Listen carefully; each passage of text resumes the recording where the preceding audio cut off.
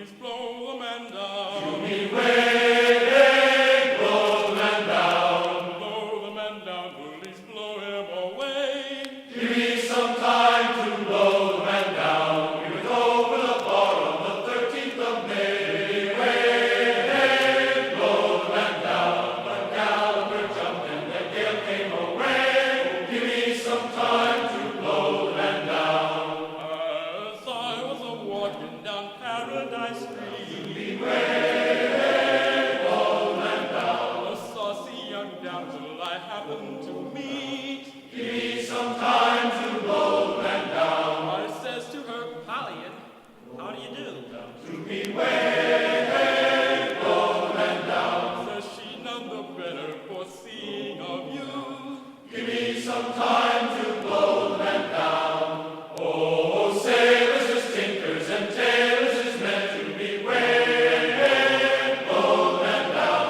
And we're all of us coming to see you again. Oh, give me some time to blow the man down. So we'll blow the man up and we'll blow the man down. Be way, blow the man down. We'll blow him away into Liverpool town. Give me some time to blow the man down.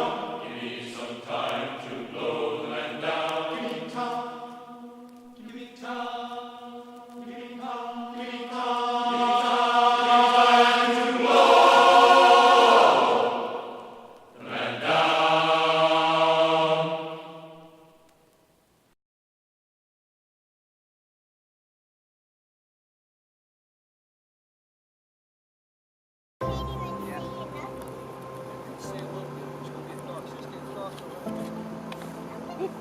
That is so cool.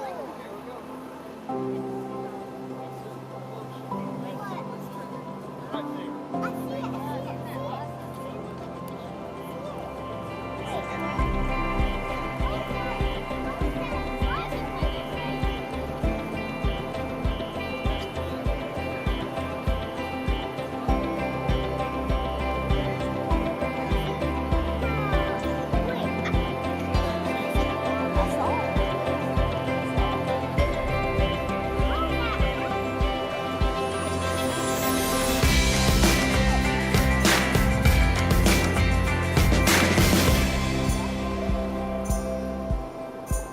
Oh my God, I never been playing it for real.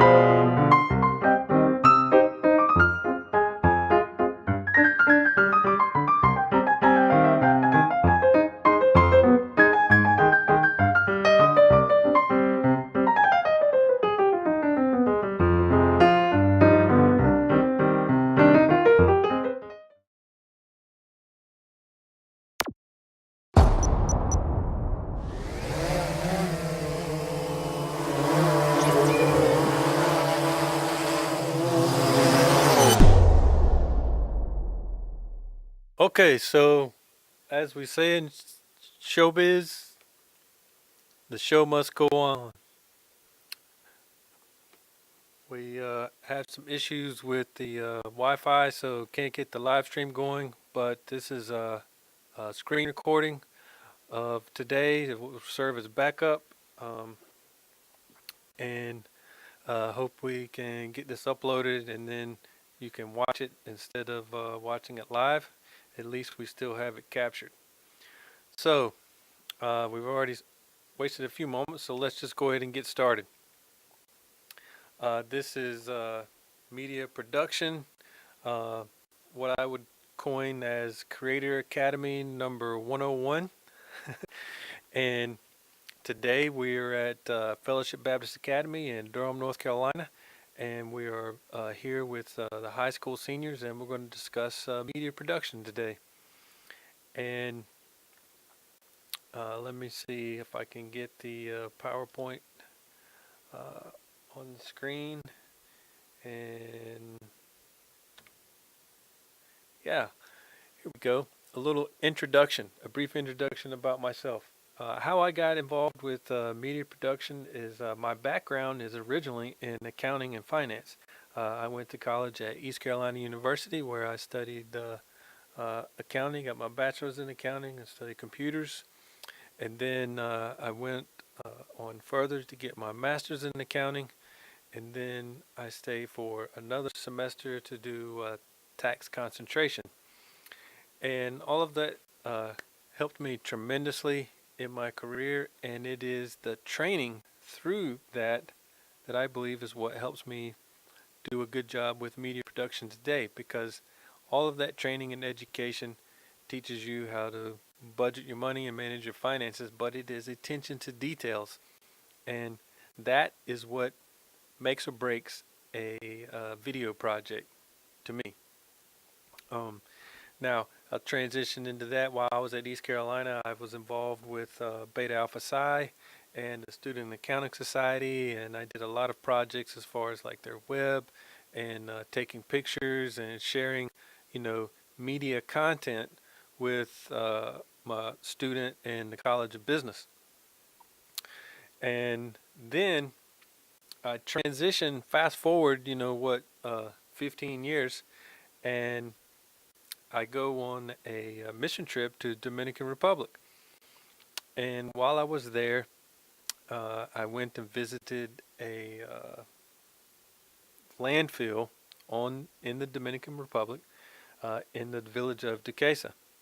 And someone had given me a Samsung style Handycam video recorder, and they said, hey, take some pictures and video and show us when you get back. So I did.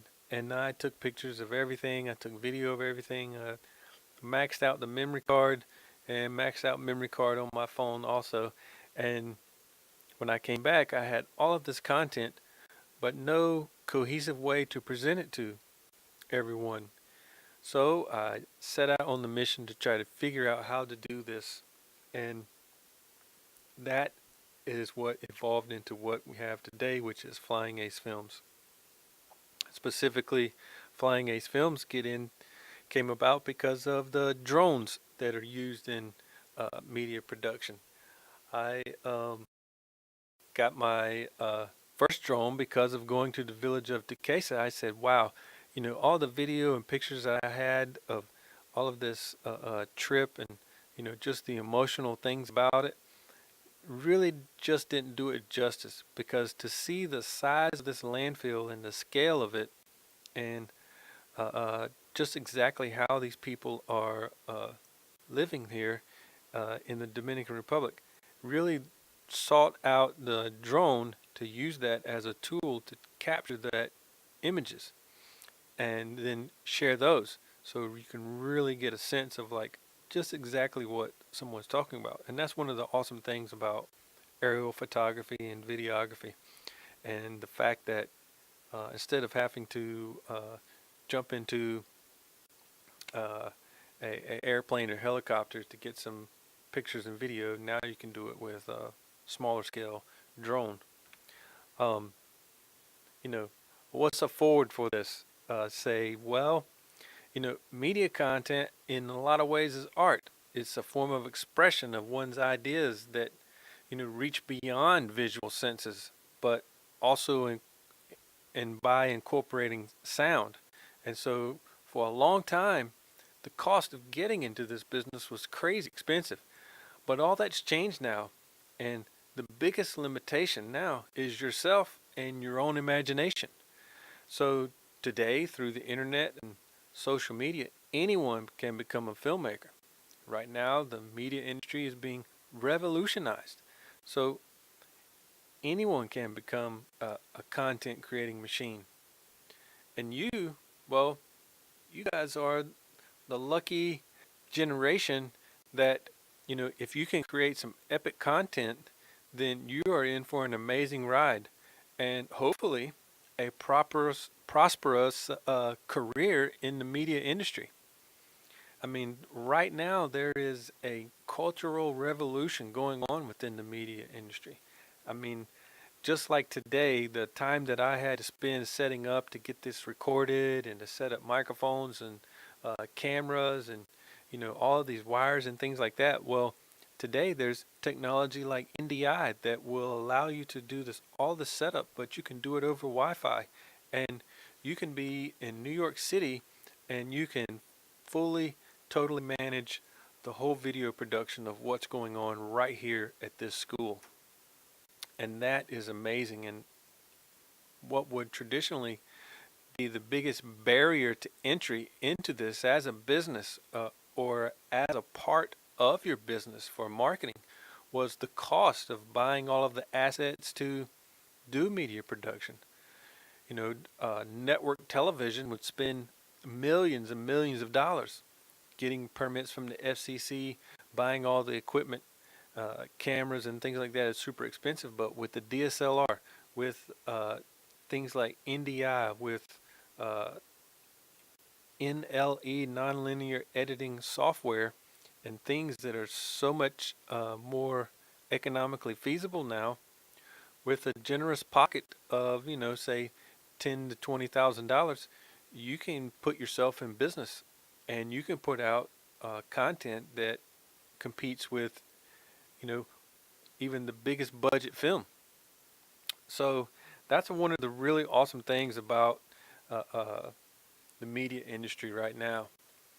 So, all right, now I think the first thing you really have to talk about when you talk about media production is your audience. Like, who is your audience? And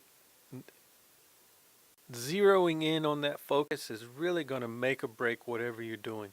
Um, what does your content say about your audience? I mean, are you guys connecting on, is it a hobby? Is it how-to videos where you're showing someone and the person is being educated? Is it just some type of product review where somebody's maybe shopping online at that? Is it a vlog, where people are like connected with you in your social lifestyle? So what does it say? And then uh, I think it's important that you create content that is a conversation with the viewer. One of the great things about vlogs is that when you watch them, you get the feeling that the guy or girl is personally talking to you. And I think that's really what connects you with the audience. So then, choose a subject that relates to the viewer that you've identified. I mean, nobody wants to go to a YouTube channel where they're expecting to get a review of, say, a new cell phone that come out, and then all of a sudden, the guy's talking or girl is talking about T-shirts or something like that, clothing or whatever. The person wanted to know something about electronics, a mobile phone, and then they're disappointed. And that's when somebody thumb swipes your video and moves on to something else. Um, so choose a subject that relates to the viewer, and then provide value to the viewer. And how you can do that is, um, like connecting with them, uh, keeping content updated weekly, uh, you know, uh, promotional advertising, things like giveaways or offering trips or maybe even bringing them into your vlog, through the other mediums like uh, um, video conferencing and that sort of thing. So provide value to the viewer. Um, what are some examples of audience for a high school? Well, I think the first thing that comes to mind is student body.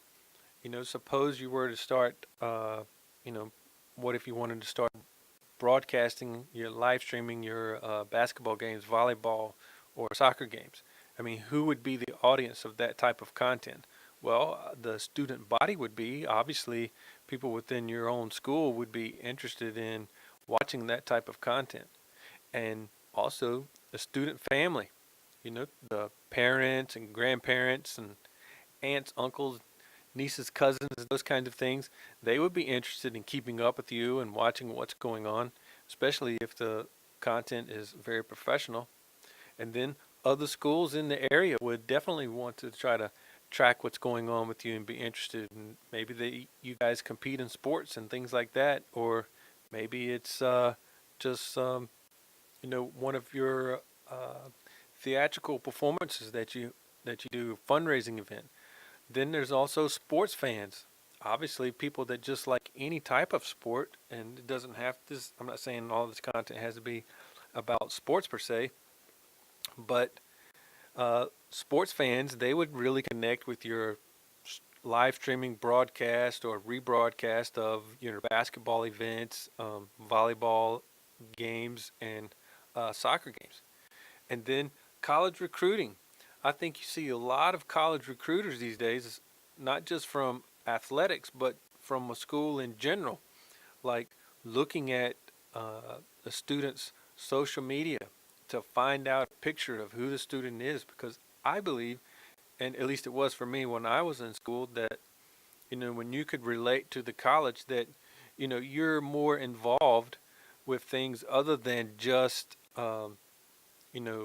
what's happening at your school and just education. You're involved in athletics, you're involved in the community, it's fundraising and uh, social awareness type events.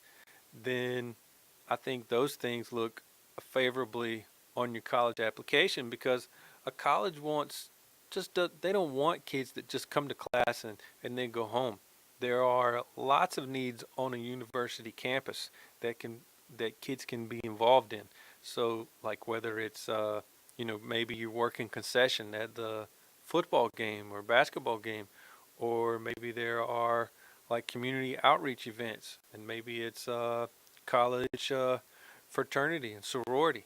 So I think college recruiters look at it, and then other things like the local community, they will probably be your audience and keep up with you. And local news programming is always trying to find content that they can rebroadcast themselves. Whether it's athletic events or just events at the school. And then what are some others that you guys can think of?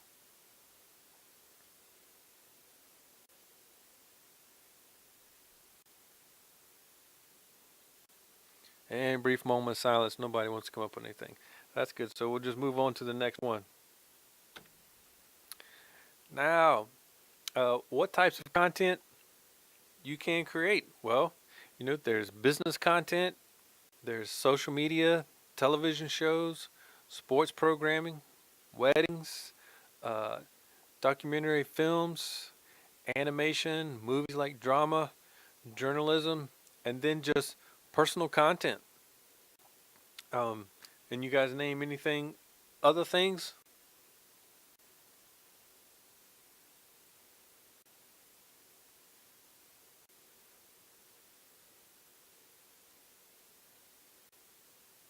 Yeah, that's a good one.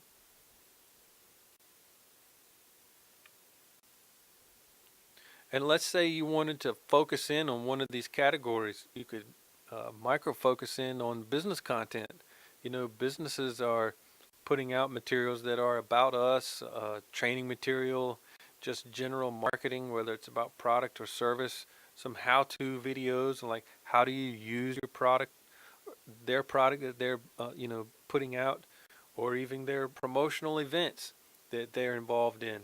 And then obviously lots of social media content is out there from what I would call the big five, YouTube, Instagram, Facebook, Twitter, and LinkedIn. And then there's also like conferences on site and off site, which are opportunities for wherever you work and whatever your career is for you to be involved in media production. And once you know who your audience is, and a little focus about what type of content you want, now it's time to think about the equipment and software that you need.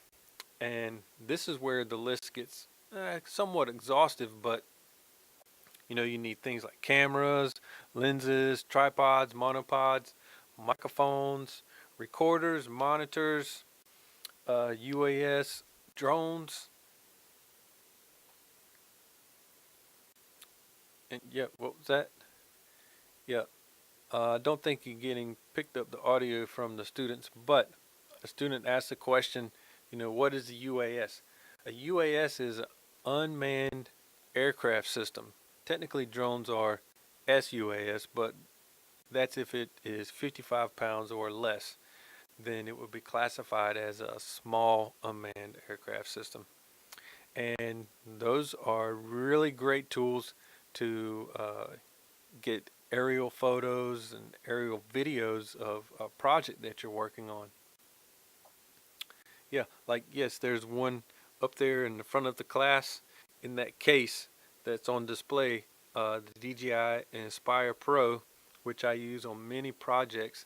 So you're welcome to go up there and take a look at it. And it's the case is open and things, so you can look in and see what something like that looks like. Then there's also a crane, a jib. There's stabilization, so you see a lot of gimbals and people trying to get the video stable because nobody wants to turn on a YouTube video and the camera is so shaky and the footage is terrible. So people use optical image stabilization, which is in camera, and then you have the gimbal stabilization, which gives you additional uh, balance and control to make sure the image is pleasing. And then, of course, you need a nonlinear editing system or an NLE. Me personally, I use the Adobe Creative Cloud Suite, and it's awesome. I love it. And then I moved down to titling. For titling, I use the new blue effects Titler Pro package along with using After Effects to do a lot of the titling, and in some places I may even use Red Giant Universe to do some quick titling. Then there's color grading, which you can do within Premiere and Adobe Premiere, but a lot of creating your own LUTs and color grading your film, DaVinci Resolve is a real popular one that I've used. And then for special effects, there's Red Giant. Red Giant has some of the best industry special effects out there for your video production, and I use a lot of their products, and they're amazing. And then if you want to get into live streaming, there's Wirecast, which is what we have set up. You guys all saw when you came in, this laptop and the projector and things are all connected and running through the Wirecast system. So this Wirecast, anyone can be live streaming and put out professional quality broadcast production. And then, animation, we're using Adobe After Effects for animation. Now, so you have your equipment. How can you really decide what camera is the best? And that really just depends on the project. A lot of, vlogs get started just using their mobile phone. And that's totally possible. The main thing is, keep your lens clean and have your settings correct. But yeah, totally you can use your mobile phone and jump right into this media production. How can you enhance your camera capabilities? Well, getting additional audio recording things, lenses, those types of things. Which type of microphone or recording device? All of that plays an impact in your equipment and your decisions. And people are more forgiving on bad video than they are bad audio. If you start to look at, I manage like 10 YouTube channels, my personal one and company one, and then I forget, it's probably more than 10, and then a bunch of other YouTube channels for businesses and other companies. And what you find out when you look at your watch time and things like that is where Videos that are put out where the audio quality was bad, the watch time is lower. And videos that are put out where the audio quality is good and the video quality is not so great, the watch time is still significantly higher. So people are more forgiving over bad video than bad audio. So you always want to make sure your audio is good. And then what kind of lighting and reflectors do you use? Lighting a scene, a lot of that impacts your framing and your lens selection and things like that. And then what is resolution? What aspect ratio? I think traditionally there wasn't a whole lot to do with portrait video, but today portrait video has really started to take off because more and more people are consuming their media content on their handheld device and not watching it on a television in their home. And that's when you put out content that's in portrait mode and somebody watches it on their television or uh, laptop and things, and they can't rotate it. So then it becomes distracting to them because you end up with these huge amounts of black space on the sides of your video. But watching the content on a handheld device, then portrait mode works fine.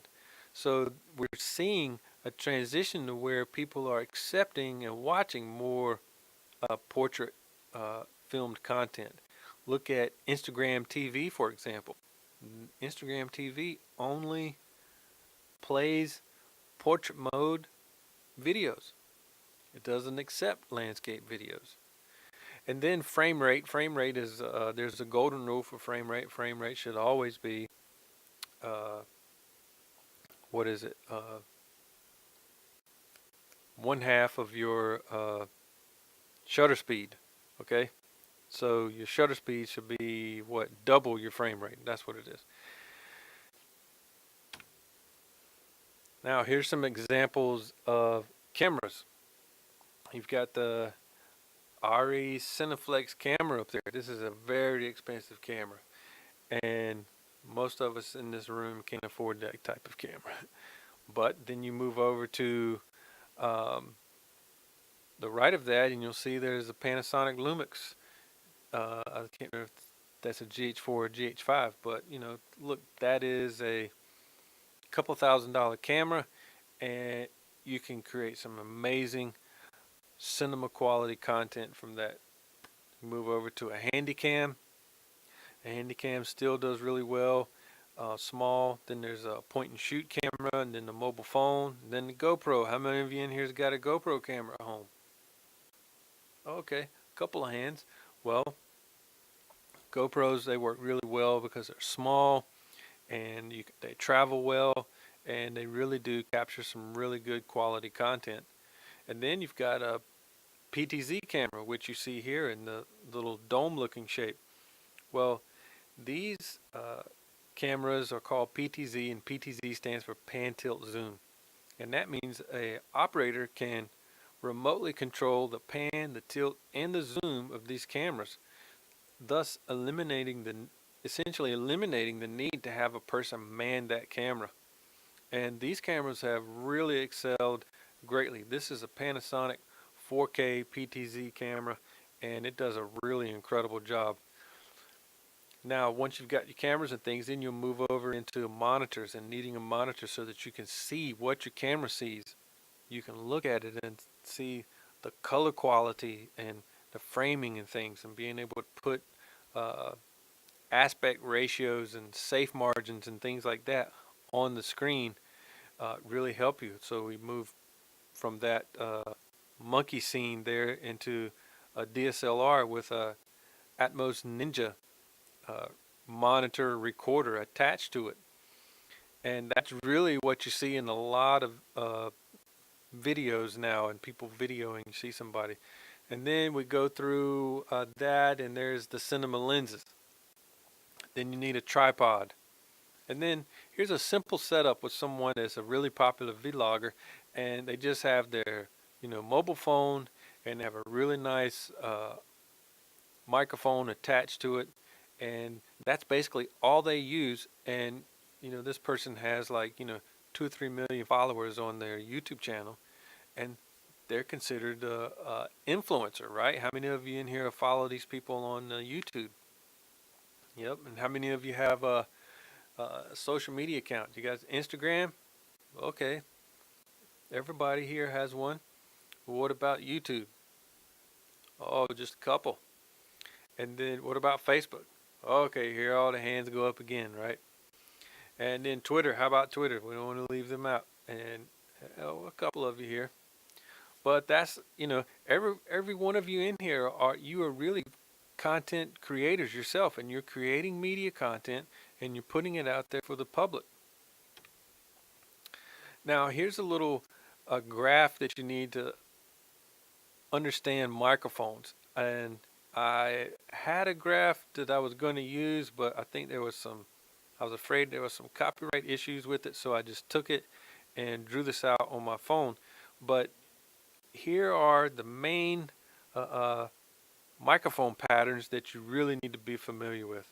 First one is omnidirectional, and as you can see, it's like the microphone is inserted up into this global sphere, and this microphone's pattern is to pick up in all directions around the microphone, thus the name omnidirectional, right? And then we move, and there's what's called a cardioid microphone. Now, this microphone is picking up a lot of the sound that's in front of it. It's around the top part of the axis, but see how the handle piece of it it's really not targeting that sound. And then you've got hypercardioid, which it's not a globe effect around the top of this microphone. You see, it's becoming more like an eggshell look, but there's also a little small sphere that comes out around the handle. And that's the audio patterns that this microphone is going to pick up. And then we move to a bidirectional microphone, which is what you would see a traditional interview journalism using if they're trying to interview somebody. Is with one microphone, because I can speak on one side and another person can speak on the other side, and it's really going to isolate the two of us and not pick so much of the off-axis sound. And some people call bidirectional a figure eight.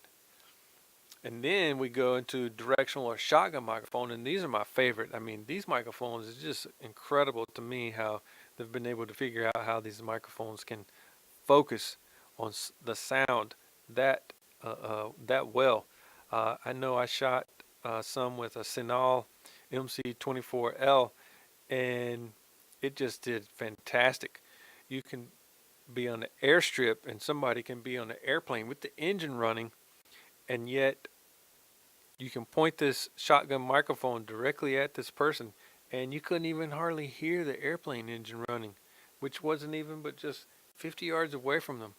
That was crazy impressive to me. But that gives you a good understanding of microphones and microphone recording patterns. And then we jump into what's eye candy. Eye candy can have a drone, slider, gimbal, jib crane. These are the type of tools that you can use that will really give you some eye candy for the viewer. That those shots that, when they see them, they're like, oh, okay. Your eyes just kind of gravitate toward that.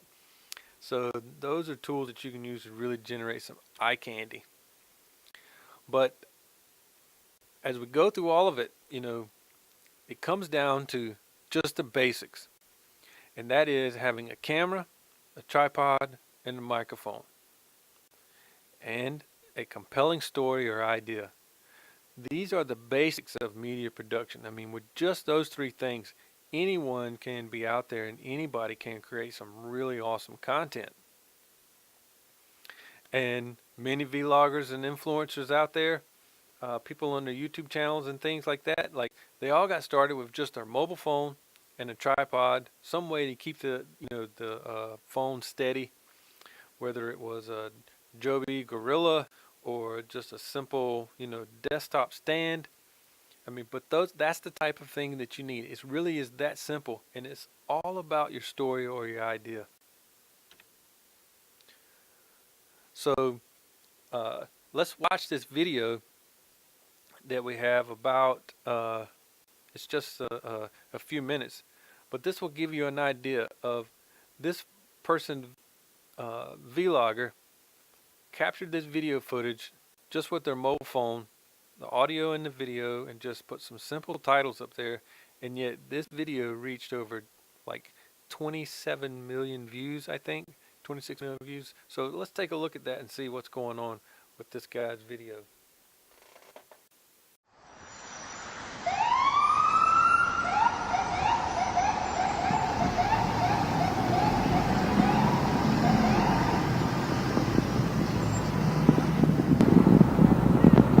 I'm getting a ticket for riding my bike not in the bike lane. Can't believe you're busting my balls. I'm doing the world a favor riding my bike. It's pouring rain out here. You're doing the world a favor. Yeah, look at this. Look at these assholes. Look at this guy. Double parked right here in a bus lane. You're not giving him a ticket. Valid and guilty, not guilty. Everything you need. What's the fine? You're a bicyclist, so it's anywhere from $10 up to $130, depending on your record. But it's a bicycle summons. A bicycle summons is for not riding in a bicycle lane. You know, Lower. The red light's coming.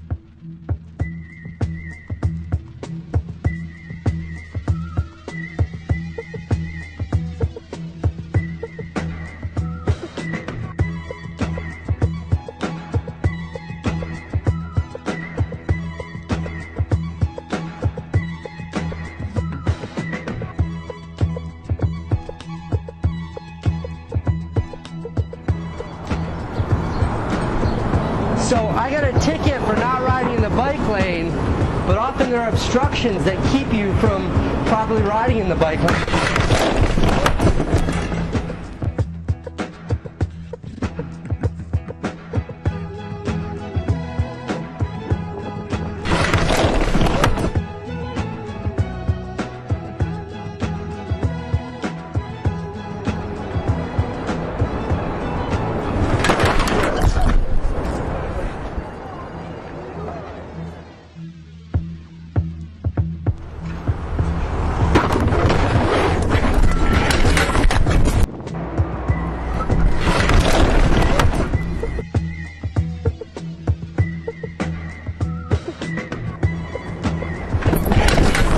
Listen up. As you've been hearing on our show and elsewhere, the police continue to crack down on biking infractions. As the number of bikers explodes throughout the city, ticketing is on the rise. Casey in Manhattan, you got a ticket this month?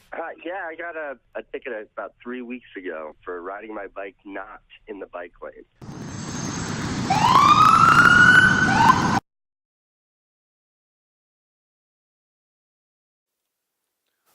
All right, so what can we learn from this video? You know, who do you think the audience was? You know, what equipment was used? Was it all that sophisticated? What was the story? Was it effective?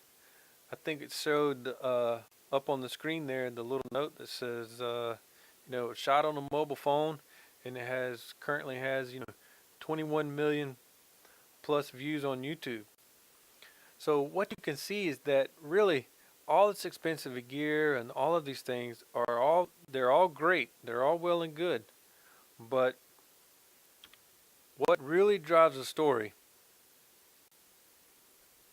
is the story itself. It's not the gear that you're using. And as time has progressed, the demand for higher quality content has increased, but the story is still king. And all of these things that we use, the cameras, the drones, the NLE, the titling, the effects and resolution, 1080p, 4K, audio, actors and graphics, those are all tools that we use to tell the story, and the story is king. So, okay, so we're out of time, and we're going to have to wrap this up. So now let's get started with drawing the names and for the prizes that we have, and also for the t-shirts that we're getting ready to give away.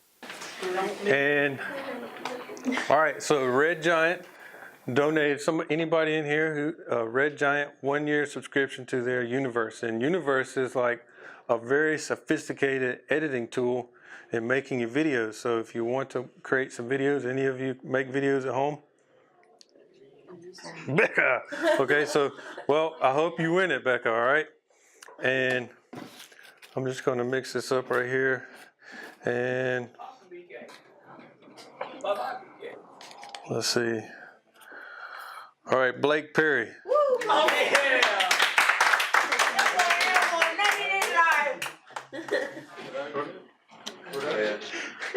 All right. Like, I want to see some YouTube videos. All right, now Blake won. Now we're gonna have a drawing. Anybody need an SD card? I'm without an SD card right now. All right. She's got geometry next. Who's Carly Bird? Yeah.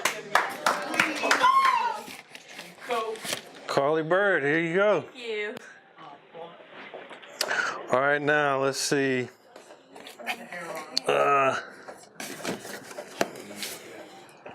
Wirecast was kind enough to donate some T-shirts for all you guys.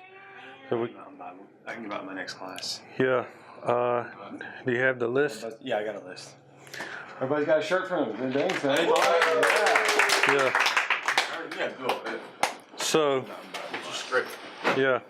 Here, I need to get you guys come up here and hold the front of the shirt up, and then somebody hold the back one up, right? So all of us have to. And then we'll take a picture. All right. Ranger, come on. Here, somebody else hold it. University of When you guys hold. Okay. Here, you can hold that shirt right there. Hey, Brandon, chopped up cocaine. I make epic content. We're getting get up here, you're breadsticks. I can do. That's what Brandon's kids said to Brandon's.